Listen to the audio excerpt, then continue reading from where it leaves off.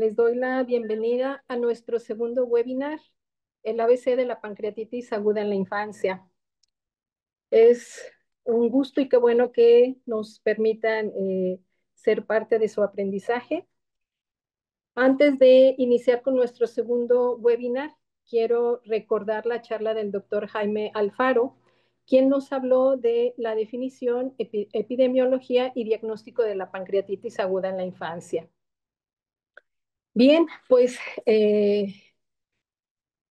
la definición, bueno, pues es muy simple, muy sencilla, pues es la inflamación súbita y reversible del páncreas. En cuanto a la epidemiología, pues el doctor Alfaro nos mencionó que hay dos picos, que es alrededor de los 5 años y en la adolescencia, con una relación 2:1, es decir, siendo más frecuente en el sexo femenino. Y en cuanto al diagnóstico, pues nos mencionaba 3 criterios, que son los criterios del grupo del Estudio Internacional de Pancreatitis Pediátrica. Estos 3 criterios pues son en cuanto a manifestaciones clínicas, bioquímicas y estudios de imagen. En cuanto al abordaje clínico, bueno, pues la principal manifestación sería el dolor abdominal, que en los niños generalmente es a nivel de epigastrio y que puede ir acompañado de vómito, ya sea gástrico o biliar. En el aspecto bioquímico, pues es la elevación de amilasa y lipasa de al menos 3 veces el valor superior normal, siendo pues el pilar diagnóstico la lipasa. Y el tercer criterio, que son los hallazgos de imagen compatibles con pancreatitis aguda, pues el estudio inicial que se recomendó fue el ultrasonido abdominal, ya que también se mencionó que la etiología biliar es la primera causa de pancreatitis en los niños. Y los otros estudios, lo que es la tomografía con contraste IV y la resonancia magnética, pues se solicitarán cuando se sospeche de alguna complicación, que haya un deterioro clínico, un estado de gravedad y que al menos hayan pasado más de 96 horas de evolución. Pues creo que estos son los puntos a resaltar de la charla pasada. Y pues ahora sí, me permito ya entrar de lleno a nuestro segundo webinar, el cual lleva por tema la clasificación y factores de severidad en pancreatitis aguda, que va a ser presentado por la doctora Carmen Otegui-Vano. La doctora es pediatra, especialista en gastroenterología infantil, es médico adscrito en la unidad de hepatología y endoscopia digestiva del Hospital Intersonal Especializado en Pediatría Sor María Ludovica de Buenos Aires, Argentina. La doctora Otegui es docente de posgrado de gastroenterología, hepatología y nutrición en la Universidad Nacional de La Plata, Buenos Aires, Argentina. Y es miembro de la Sociedad Latinoamericana de Gastroenterología, Hepatología y Nutrición Pediátrica y de la Sociedad Argentina de Pediatría. Doctora, bienvenida. Adelante. Buenas tardes, buenas noches para todos. Vamos a dar comienzo a esta segunda sesión.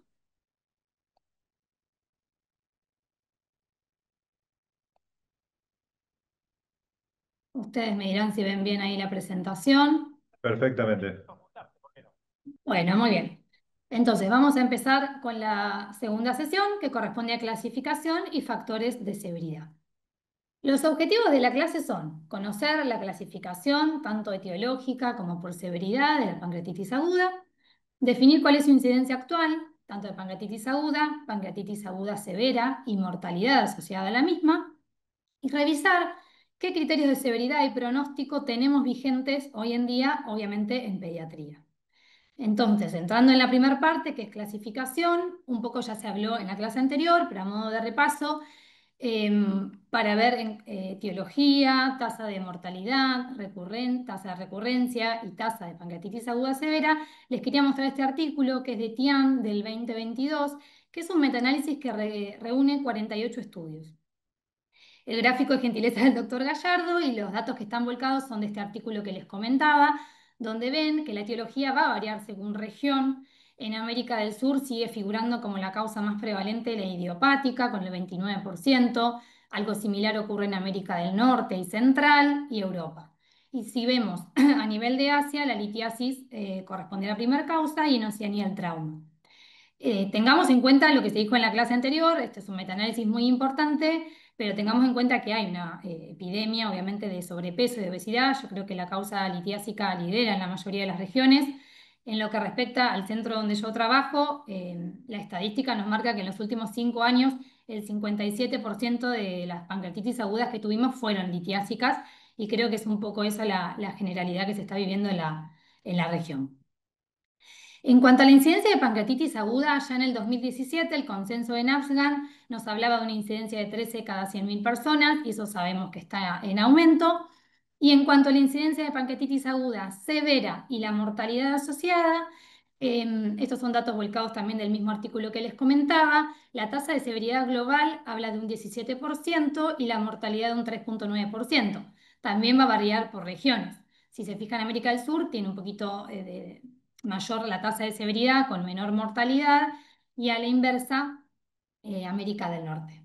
Pero sí tenemos que tener en cuenta que cuando evaluamos a un paciente con pancreatitis aguda, bueno, tiene un 17% de probabilidades en general, después vamos a ir pesquisando los factores de gravedad, pero un 17% evoluciona a pancreatitis aguda severa y la mortalidad ronda entre el 2 y el 4%.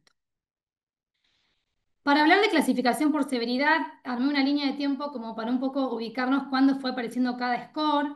Tengamos en cuenta que el score de Ranson, de Glasgow, de Baltasar y de Apache, que todavía se escuchan hasta hoy en día, son scores antiguos, de 1985 o más viejos aún, y fueron diseñados para utilizarse en adultos. En el año 92 aparecen los criterios de Atlanta, que son criterios diagnósticos de pancreatitis aguda, también vinculados a adultos. Y es recién en el año 2002 donde aparece el estudio del grupo de Banto, el cual en Estados Unidos realizan un estudio multicéntrico con 6 centros, 3 los utilizan como grupo de validación interna y 3 de validación externa, y es un estudio retrospectivo. Lo que ellos hacen es comparar el score de Ranson de Glasgow junto con un score nuevo que ellos inventan, que es el de Banto, que es similar a Ranson y Glasgow, pero incorporan la variable del peso y de la edad, lo cual es más aplicable en pediatría. Y este es el primer score que tenemos validado en pediatría y que hoy en muchos lugares todavía se utiliza. Luego en 2012 aparece la revisión de los criterios de Atlanta. Yo nombro todos estos nombres les deben sonar y me parece importante discriminar cuáles son de adultos y cuáles de niños. Los adultos incluyen acá los criterios propios de ellos de gravedad. Y no es hasta el año 2017 que aparecen los criterios Inspire, que se comentaron en la clase anterior, donde se definen nuestros propios criterios diagnósticos de pancreatitis, y ese mismo año el Comité de Páncreas de NAPSGAN publica la clasificación de pancreatitis aguda. Y al año siguiente se publican las guías de manejo de pancreatitis aguda en niños. Me pareció importante también mostrar esto para que tengan en cuenta que toda la bibliografía que uno lee previa al 2017, cuando se habla de pancreatitis aguda o severa, en realidad se está basando en criterios de adultos. La clasificación que nosotros tenemos vigente en pediatría es esta, es la del 2017, que se comentó en la clase pasada. Solo a manera de repaso, tengamos en cuenta que una pancreatitis aguda es leve si no hay disfunción de órgano y no hay complicaciones, ni locales ni sistémicas. Va a ser moderada si hay disfunción de órgano que se resuelve antes de las primeras 48 horas, o bien hay una complicación local, o bien hay una exacerbación de una comorbilidad existente. ¿Qué llamamos complicaciones locales? Bueno, las colecciones peripancreáticas, la necrosis estéril o infectada, los pseudoquistes, el wall-off necrosis, las obstrucciones duodenales, gástricas, la trombosis esplénica o portal. Y la pancreatitis va a ser severa si esa disfunción de órganos se extiende más allá de las 48 horas.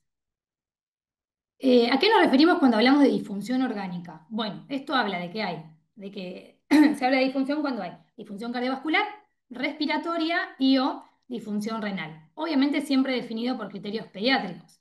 Cardiovascular va a estar definido por la necesidad de resucitación con fluidos de más de 40 mililitros kilo en la primera hora, la hipotensión, siempre basada en percentilos teniendo en cuenta la edad del paciente, la necesidad de inotrópicos, por supuesto, la acidosis metabólica inexplicada, el incremento del ácido láctico, la oliguria, el relleno capilar en el tejido, etc.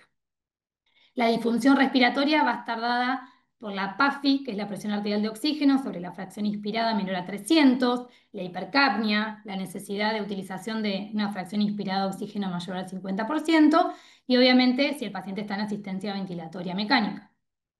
Y la disfunción renal es un poco más sencillo, es cuando la creatinina está 2 veces el límite superior o bien por 2 respecto a la basal de ese paciente. Y para entrar en la segunda parte de factores de severidad y pronósticos en pediatría, les traigo este gráfico que es gentileza del doctor Gallardo. Me parece que es un buen mapa de situación de lo que tenemos actualmente en Latinoamérica. Él presenta este gráfico en su clase de pancreatitis aguda en el Mundial de Gastrohepato y Nutrición, que fue en Buenos Aires en diciembre pasado, y presenta esta encuesta del grupo de casas realizada en 2024, donde se entrevistaron 105 profesionales pediatras, gastroenterólogos, y se les preguntaba qué scores o variables utilizaban para evaluar un paciente con pancreatitis aguda. El 81% respondió que usa combinación de predictores, el 6% no utiliza ninguno. El más utilizado fue el score de Devanto, que también lo pueden encontrar en la bibliografía como PAPS, Pediatric Acute Pancreatitis Score, es el más utilizado a la fecha. Y después en el medio van a ver que aparecen los scores estos de adultos.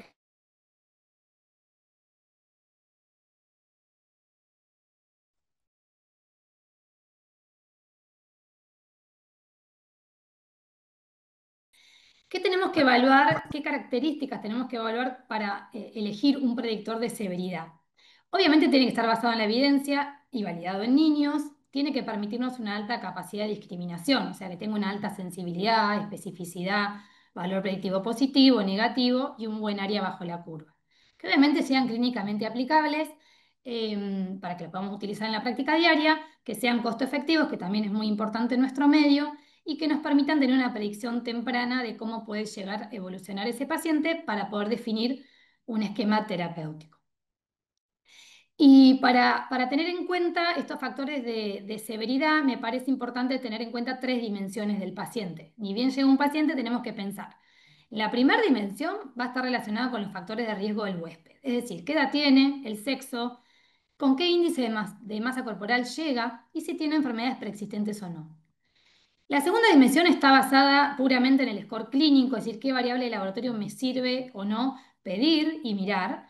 Y la tercera dimensión es el monitoreo de la respuesta al tratamiento que le damos inicialmente, que va a estar relacionado con qué fluidos utilizamos, cuánto y cuánto se reincorpora a la alimentación. Esta tercera dimensión es puramente de la clase que viene el martes que viene. Yo me voy a enfocar en las 2 primeras dimensiones. Entonces, arrancamos con factores de riesgo del huésped.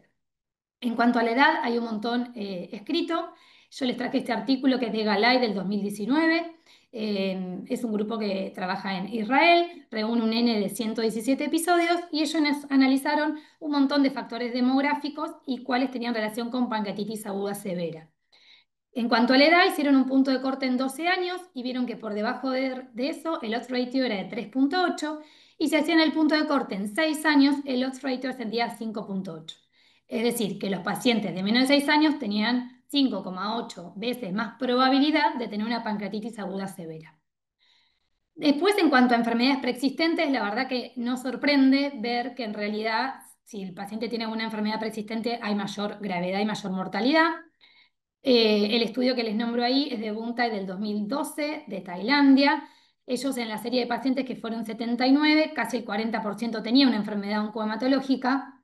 Entonces, ellos vieron que la mortalidad en este grupo era del 34% versus un 5,6% en los que no tenían enfermedad preexistente, que es un poco la mortalidad que les había mostrado en el primer gráfico.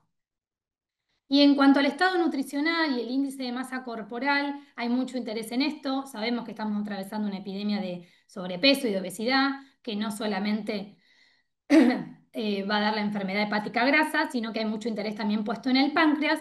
Y me pareció interesante mostrarles este artículo. Es del grupo de Tabamani del 2020, se realizó en Estados Unidos y tiene un N altísimo de 36.698 episodios y tiene 2 resultados que son interesantes. Por un lado, cuando arrancan el estudio en 2003, entre sus pacientes solo un 1,3% tenían obesidad mórbida.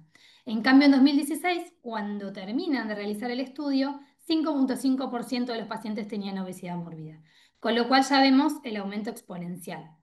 Esto nos da un promedio de 3,5% de los pacientes con obesidad mórbida, de los cuales en el 54% la causa fue una pancreatitis litiásica. Y lo que es muy importante ver es que en este grupo que tenía obesidad mórbida hubo mucho mayor prevalencia de pancreatitis aguda severa, un 7,3% versus un 3,8% en los que no tenían obesidad mórbida. Y ahora entrando puramente en lo que son variables clínicas y de laboratorio y qué scores están validados, tengamos en cuenta, vamos a repasar un poco estos scores ya más antiguos que todavía se siguen utilizando y escuchando, como el score de Levanto, el score tomográfico de Baltasar, Ranson y Glasgow, pero lo que me quiero enfocar yo más que nada en la clase es saber qué variables de laboratorio nuevas hay estudiadas y validadas en pediatría, como también el síndrome de respuesta inflamatoria sistémica.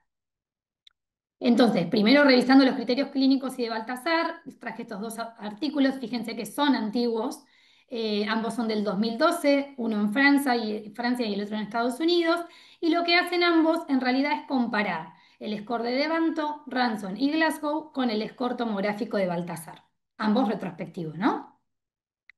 Este es el score de Baltasar, que todos lo deben conocer. Es un score que se hace en base a una tomografía computada, con contraste y realizada en las primeras 48 horas que ingresa el paciente, y evalúa básicamente dos cosas: la descripción morfológica de cómo ven el páncreas y la extensión de la necrosis. Y en función de eso se le da un puntaje y se clasifica en pancreatitis aguda, leve o necrótica. Todavía se ve mucho el score, sobre todo quizá en áreas quirúrgicas, donde reciben pacientes con trauma abdominal o politrauma, y ahí sí está indicada una tomografía al ingreso y capaz el especialista en imágenes lo informa. Pero recordemos, como se dijo en la clase anterior, que un paciente en general que ingresa con pancreatitis aguda de otra causa, infecciosa o farmacológica o litiásica, no vamos a pedir una tomografía de ingreso.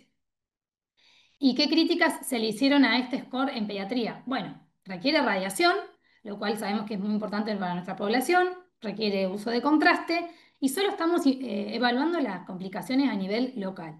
Y lo que se sabe en pediatría, que el aspecto local que tenga el páncreas en agudo no correlaciona bien con la clínica del paciente. Por lo tanto, no es suficiente mirar una tomografía.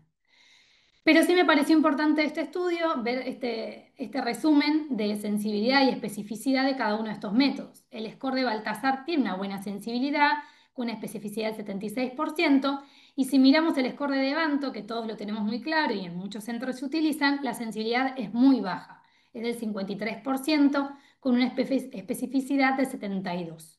Ranson y Glasgow quizá tienen mejores valores, pero recuerden que no se utilizan porque están hechos con valores de adultos. Y después, entrando en variables un poco más novedosas de laboratorio, mi idea era, hay muchísima bibliografía, pero les traje algunos artículos que evalúan la lipasa, el CIRS, los valores de PCR y sobre todo la albúmina y el nivel de nitrógeno ureico plasmático. Los estudios que les puse con tilde blanco y círculo celeste son porque están validados en pediatría y quizás son los que uno tendría que prestar un poquito más de atención. Arrancamos con este que evalúa la lipasa en las primeras 24 horas del ingreso del paciente, es del grupo de Coffey del 2013, engloba 2 centros de Australia y es un N considerable de 131 episodios, ya les digo, con 2 grupos de validación interna y externa.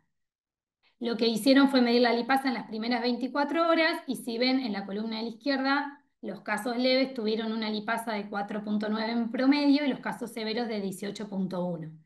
Todas las otras variables de laboratorio que estudiaron y compararon no tuvieron diferencia estadísticamente significativa, pero la lipasa sí. Y ellos vieron que haciendo un punto de corte en una lipasa mayor o igual a 7 veces el valor normal, con eso obtenían una sensibilidad del 85%, una especificidad del 56%, un valor predictivo positivo de 46%, negativo de 89% y unos ratio de 7,1, lo que lo convierte en un buen predictor de pancreatitis aguda severa. Recuerden que hablábamos que Levanto tiene una sensibilidad del 53 y ya acá estamos en un 85. Después, en el 2016, Bierma en realidad recoge los mismos pacientes que en el artículo anterior y suma su propio centro de Holanda, aumenta el N, por supuesto, y lo que hace es comparar los valores de lipasa, pero suma 2 nuevas variables de laboratorio para ver si puede aumentar un poco la especificidad. Y lo que hace es comparar. Donde dice D1, van a ver qué es lo que ya analizamos, es decir, si la lipasa está elevada 7 veces su valor normal al ingreso, la sensibilidad es del 82% y la especificidad del 53%, pero lo que vieron es que si lo combinan con una disminución de la lipasa al 50% al segundo día, la especificidad aumenta a un 79%. Y otra combinación que ensayaron fue combinar la lipasa elevada inicial con una caída del calcio sérico menor o igual a 2,15 milimoles por litro al segundo día. Y con esto aumenta la especificidad aún más a un 89%. Me pareció interesante el artículo y lo traigo a modo experimental. Recuerden que recalcamos en la clase anterior que no es necesario pedir un laboratorio todos los días, pero sí son variables de laboratorio que uno puede tener en cuenta para pedir. Entonces, hasta el 2016, un poco lo que teníamos hasta ese momento eran los scores de adultos, el score de Devanto, y los puse para que comparen, que ya utilizando una lipasa el primer día, si está por arriba de 7 veces, la sensibilidad aumenta un montón, a un 85, y comparando estas dos variables de laboratorio que comentábamos, aumenta la especificidad también. Siguiendo este análisis de variables un poquito más nuevas, hay muchos artículos que analizan el CIRS y la PCR. Vamos a arrancar con este que es del 2016. Son 50 episodios, el N no es muy elevado. Lo que hicieron era ver qué pacientes tenían SIRS al ingreso, con pancreatitis aguda, por supuesto, y si eso se correlacionaba con mayor cantidad de días de estancia hospitalaria o con ingreso a terapia intensiva.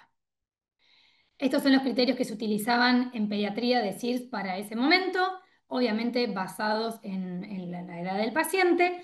Y lo que me pareció importante es que resaltar es que el 44% de los pacientes tenían SIRS al ingreso, lo cual es un porcentaje más que considerable. Y lo que ellos vieron que las variables más frecuentes eran la leucocitosis y la taquipnea. Si bien hoy en día, ya desde el año pasado, no se usan estos criterios y para sepsis se utilizan los criterios de Phoenix, sí me pareció importante resaltar que la evaluación clínica inicial de paciente va a condicionar su gravedad y esto es importante, sobre todo tener en cuenta la leucocitosis, quizá la miramos todos, pero un parámetro tan sensible como la taquipnea que no se nos puede pasar por alto. Los resultados de este estudio muestran que entre los pacientes que tuvieron el SIRS, los long stay, los días de estancia hospitalaria, fueron un promedio de 8 días versus los que no tuvieron SIRS, que fue un 3, lo cual da una diferencia estadísticamente significativa. Lo mismo en las admisiones a terapia intensiva. Los que habían tenido SIRS, el 31% fue terapia intensiva versus el 3,6% que no lo había tenido. Por lo tanto, son dos parámetros que se relacionaron con mayor estancia hospitalaria y mayor requerimiento de terapia intensiva. Este es un estudio similar de NAUCA del 2018, también en Estados Unidos, con un N similar, que evalúa también CIRS al ingreso, pero también presencia de comorbilidades y de lipasa, y lo compara con las mismas variables que hablábamos recién. Y vemos resultados similares. Un 37% tuvo CIRS al ingreso, un 22% del total cursó una pancreatitis aguda severa, y si vemos los pacientes que tuvieron pancreatitis aguda severa, el 34% había iniciado con un CIRS versus el 14% que no lo tuvo. Y dentro de los cuadros severos también veamos que el 31% tuvo comorbilidades versus el 12% que no lo tuvo. Sí cabe destacar que en este estudio justamente el valor de lipasa no funcionó como un buen predictor, pero sí las otras dos variables que comentábamos. Y el tercer estudio que les traje, que evalúa la presencia de SIRS, también lo compara con la PCR y crea como un modelo en conjunto. Es de Zheng del 2018, hecho en China. Son 111 episodios de pancreatitis aguda. En esta serie lo que vieron es que el SIRS, ya de por sí, la presencia, el odds ratio para asociarlo a pancreatitis aguda severa es de 10,82, o sea, aumenta 10,8 veces la probabilidad de la pancreatitis aguda severa, lo cual es sumamente considerable. Y lo que ellos analizaron también es que los pacientes que tenían PCR de más de 27,5 miligramos litro al ingreso, eso también resultó un buen predictor de pancreatitis aguda severa, con una sensibilidad del 73% y una especificidad de 81%. Y combinando los dos factores, obviamente que resultaba un buen predictor de severidad. Y por último les voy a mostrar dos artículos que son del grupo de Farrell de 2020 y 2021, ambos validados en pediatría y con muy buena metodología. Este es el primero, estudio de casos y controles, con dos grupos de derivación y de validación, en el que lo que hicieron fue evaluar al ingreso de paciente. En las primeras 48 horas se les pidió todo un perfil de citoquinas que incluían hasta 60 citoquinas, analizaron la PCR y el nitrógeno ureico plasmático, para ver si alguno de ellos era un buen predictor de severidad. Y lo que encontraron básicamente fueron buenos resultados para 3 variables de laboratorio, 4 en realidad, pero empecemos por estas 3. El primero es la PCR, que como vemos acá a la izquierda, a mayor severidad del episodio, mayor valor de PCR sérica inicial. Y a la derecha lo que vemos son los resultados de la interleuquina 6 y de la proteína quimiotáctica de monocitos 1 o MCP1, que obviamente vemos que ambas están aumentadas en los casos de mayor severidad.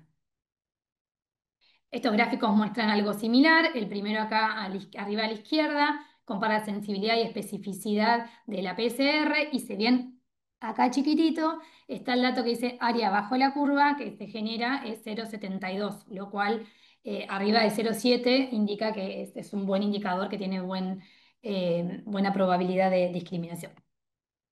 Abajo está analizado el nitrógeno ureico plasmático. También, si vemos sensibilidad y especificidad, el área bajo la curva que se genera es muy buena, es de 0,72.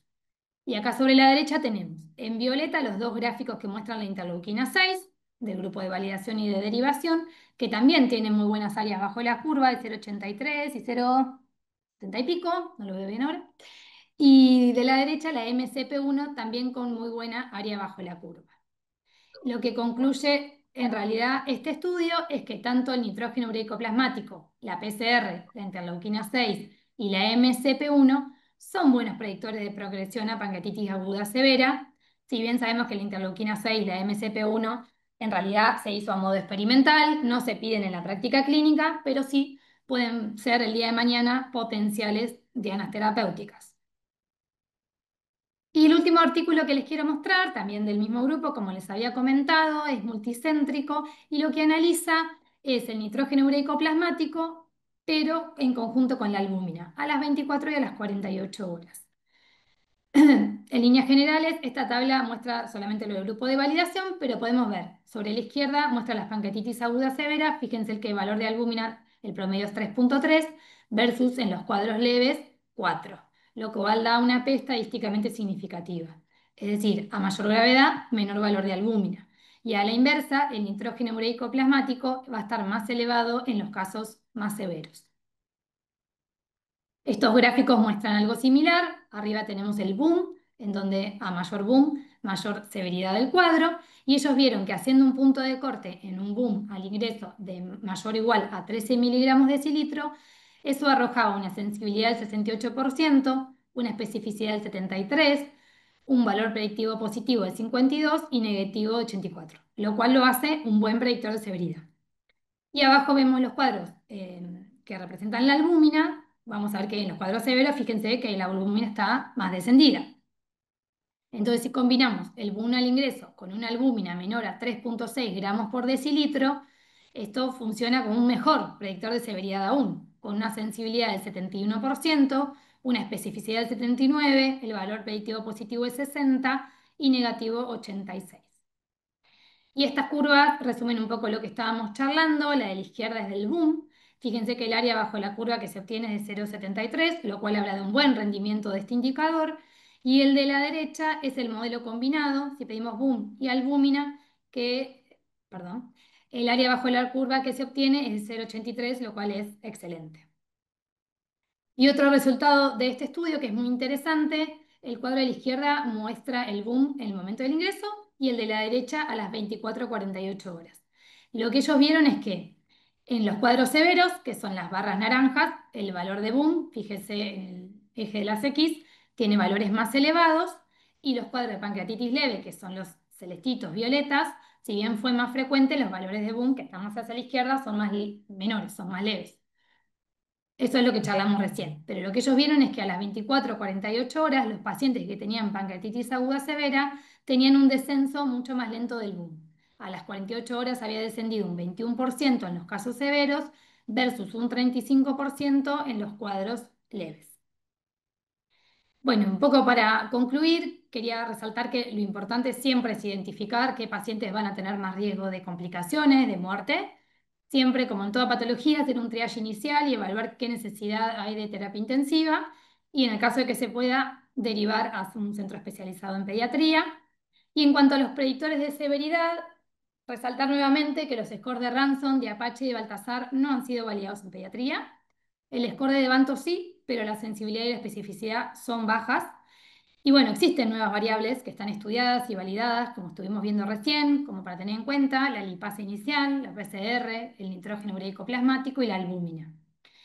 Y lamento desilusionarlos, pero no existe un único score de severidad que esté actualizado y validado, pero todas estas variables que fuimos charlando creo que son útiles, son accesibles y son de fácil aplicación.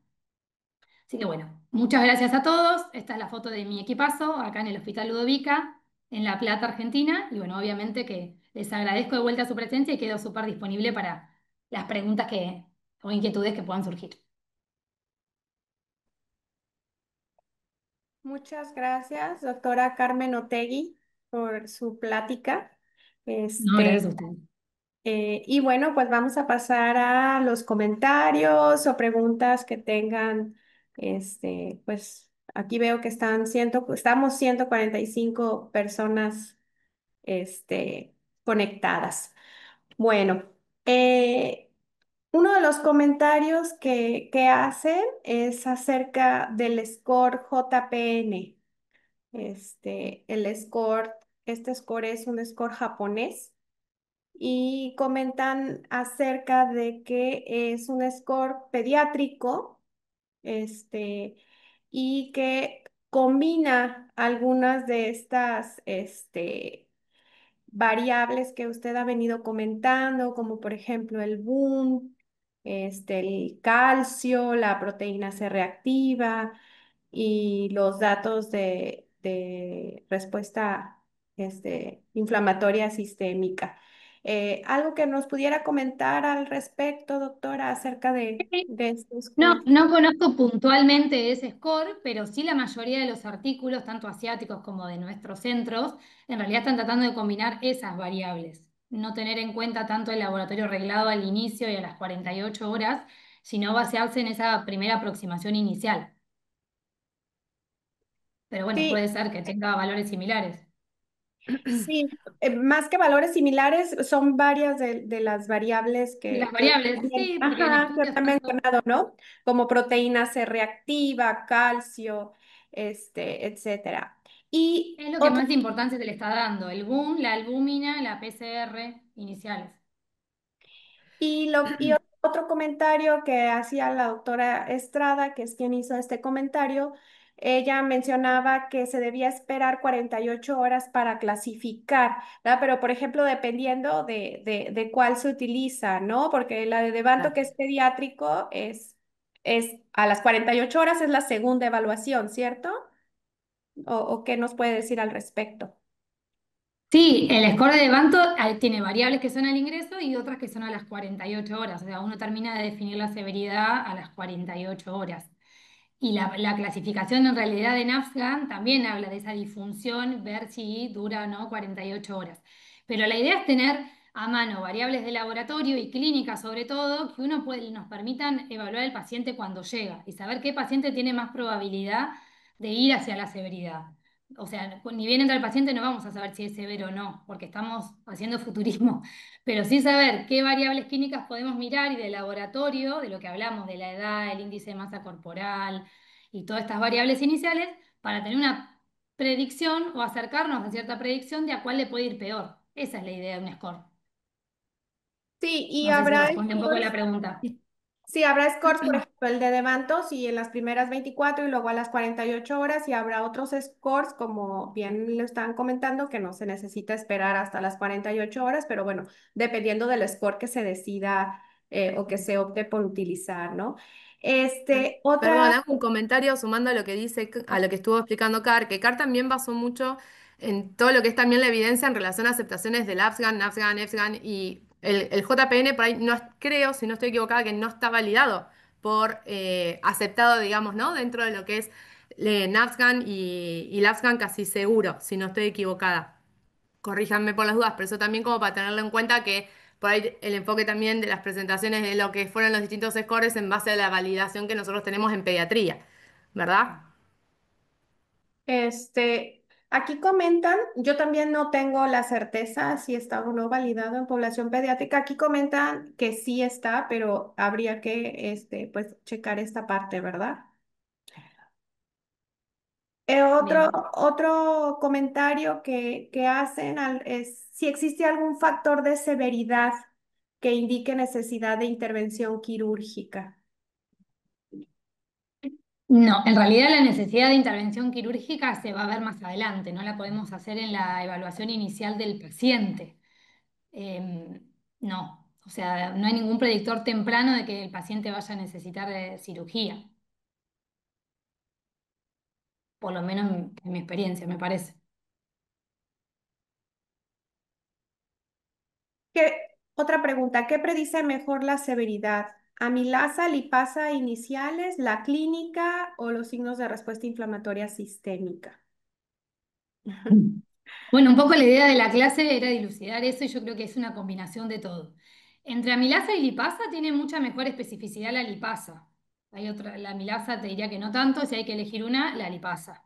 ¿Eh? Pero bueno, pasa que siempre está más disponible la amilasa, pero hay que pedir sí o sí la lipasa. Y yo creo que la clínica, que va de la mano del CIRS también, como que no lo podemos dejar pasar. Yo creo que tendría, si tengo que combinar, son esas dos. No tiene una más peso que la otra. La lipasa la tenemos que pedir porque además es uno de los criterios diagnósticos. Y la clínica del paciente parece que siempre es soberana. Nos vamos a dar cuenta, los dos tienen que ver con la severidad.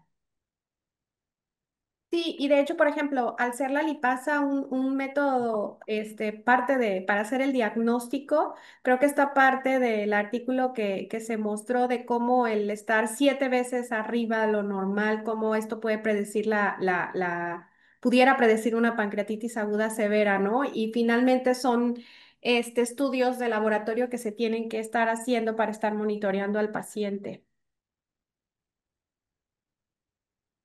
Por ejemplo, una pregunta también que están haciendo, ¿hay alguna relación entre disbiosis como factor de riesgo de severidad en pancreatitis aguda? Sí. El tema de la disbiosis es un tema que está como muy de moda también y con mucho estudio encima, como en todas las áreas de gastroenterología. El páncreas como que no está exento de eso. Hay mucha más evidencia, como en todos estos temas, en adultos, que sí se demostró que cuando hay pancreatitis aguda hay disbiosis y eso empeora le da más, la severidad está relacionado. En pediatría hay muy pocos estudios. Hay uno, por lo menos de lo que yo leí, del año pasado, en el que formó parte el doctor Vitale, que nos acompañó el año pasado en los webinars, donde ellos analizan casos de pancreatitis aguda versus controles sanos y ven que tienen distintos perfiles de microbiota.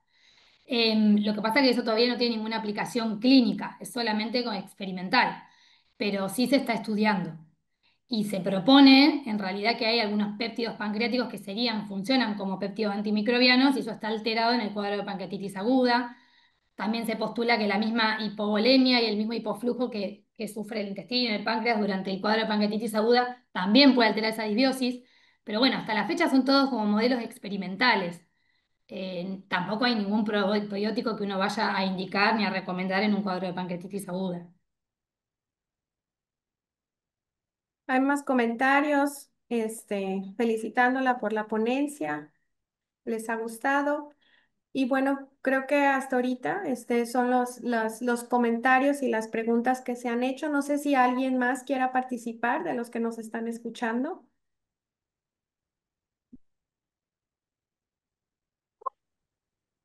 Hola, ¿qué tal? Soy la doctora Emma Valeria Estrada Arce, yo soy la que puso los comentarios acerca del JPN y pues sí, es un score validado en pediatría, fue publicado en el Journal Pediatric of Gastroenterology and Nephrology, que es el de la NASPAGAN y ESPAGAN. Sí, efectivamente, es un score asiático. Esa es la única limitante que tiene, que es ¿cómo se llama? Que solo está eh, pues la gran mayoría solo ha sido usado en la población asiática. Valdría la pena, sí está validado en población pediátrica, pero pues asiática, valdría la pena que este score también se utilizara, ya que en otras poblaciones y hacer estos estudios, ya que pues precisamente está evaluando todos los datos que la doctora Carmen nos habló acerca de los datos de respuesta inflamatoria sistémica, el BUN, etcétera, todos estos que predicen la mortalidad digo, la severidad. Y pues bueno, literal son todos estos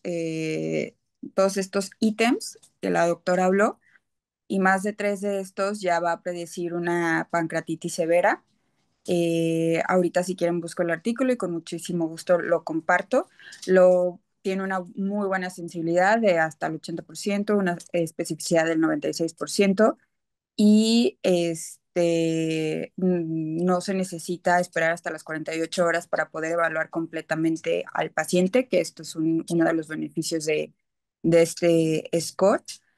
Y pues es Pediatric JPN Score, o sea, sí fue un score hecho exclusivamente para población pediátrica, entonces pues igual, no sé, para que lo tomen a consideración.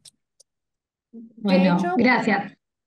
No, yo honestamente hasta la búsqueda que hice yo bibliográfica no lo tenía como en cuenta, no me saltó tampoco, ni lo había leído, pero bueno, no sorprende que sí que vayan por ese lado y vayan utilizando esas variables, así que buenísimo, si querés compartirlo. ¿Qué experiencia tenés vos? ¿Lo has podido utilizar? ¿Es algo aplicable? Sí, pues bueno, al menos en Guadalajara, Jalisco, México, que es en el hospital donde yo laboro, es el score que utilizamos para clasificar los criterios de seguridad en pancreatitis. A veces es un poquito difícil aplicarlo en el sentido de que cuando llegan a urgencias no le toman todos los laboratorios, entonces pues se tienen que completar todos los laboratorios en PIS o cosas así, y es concientizar a todos de que, ok, estos son los criterios de seguridad. Porfa, cuando llegue alguien con sospecha de pancreatitis o que ya tenga un diagnóstico de pancreatitis ya bien establecido, tomar todos estos estudios de laboratorio, etc., bla, bla, bla. Pero sí es aplicable y sí es realmente fácil de, de escorear, porque nada más son tres de estos o más, ya es una pancreatitis severa. Lo único es que no clasifica como en el Inspire de leve, moderada o grave, sino que nada más es severa o no severa. Punto. Bien. Sí, yo creo que los scores para ser aplicables tienen que ser cortos además, porque obviamente que uno en la urgencia tiene que tener un montón de cosas en cuenta y en general lo hace el pediatra más que el gastroenterólogo. O sea que eso es otro punto a favor si es un score corto y aplicable, fácil de usar. Muchas gracias, doctor. No, a vos. de hecho, revisando la tabla que nos comparte la doctora, viendo, por ejemplo, pareciera una combinación de Devanto con características clínicas de respuesta inflamatoria sistémica y algunos reactantes de fase aguda o de inflamación como PCR. Sí, pareciera que es una combinación como de lo que ya nos estuvo hablando la doctora Otegui y combinaron y pues muy interesante porque con una alta sensibilidad, ¿verdad? Y validado para población pediátrica. ¿Algún otro comentario?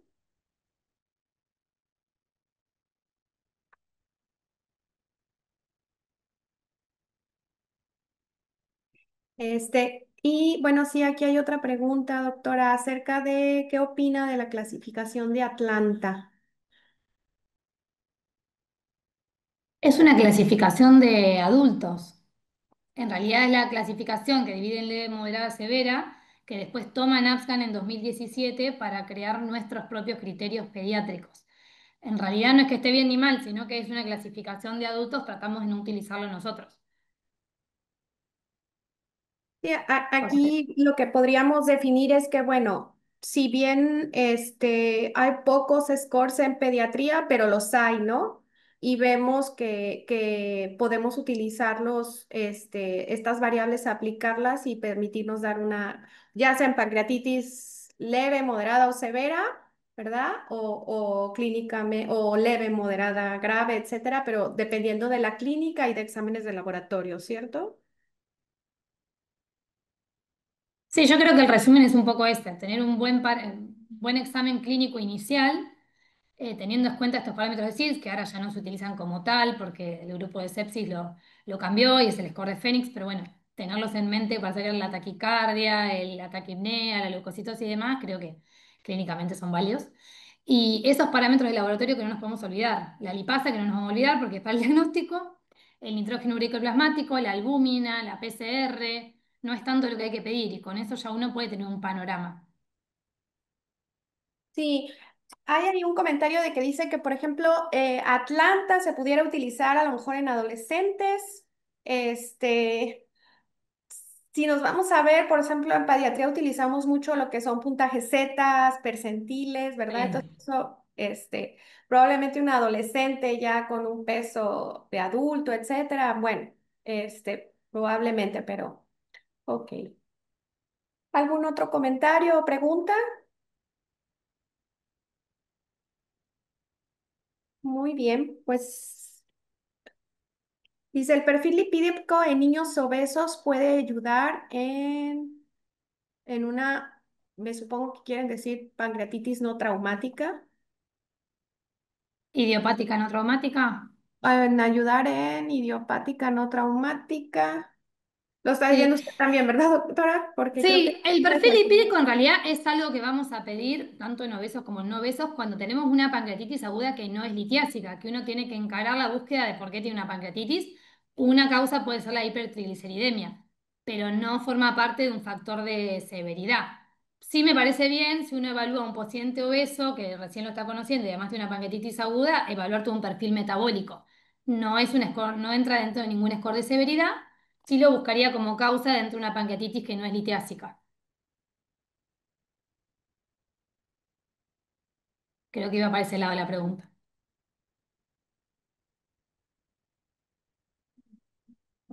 Muy bien. Pues alguien del comité de páncreas que quiera hacer alguna pregunta o quiera hacer algún comentario antes de cerrar la sesión. Hola doctora, a mí me gustaría hacer un comentario. Primero que nada, felicitar a Carmen, creo que fue una muy buena plática, de muy buen contenido. A mí también me ha tocado revisar un poquito la evolución de estos factores de riesgo, de cómo se puede predecir la severidad en pancreatitis aguda. Yo creo que ya lo sintetizó muy bien y de una manera muy clara de cómo venimos de esas escalas predictivas de adultos que ya está más que comprobado que no son aplicables en niños y cómo se han desarrollado de manera prospectiva estas escalas en población pediátrica y han sido validadas en centros externos, que yo creo que a mi punto de vista es la mejor evidencia disponible hasta el momento y que se ha visto que se está orientando a buscar estos factores de predictores de severidad que sean lo más sencillos posibles, lo más aplicables posibles para que se puedan utilizar desde el primer nivel de atención y que esto pueda tener un impacto. Toma una lipasa, un boom, creatinina, una proteína C reactiva, e identificar qué paciente va a desarrollar una pancreatitis severa y derivarlo desde el primer o segundo nivel a un hospital donde haya los recursos necesarios para la atención de estos pacientes.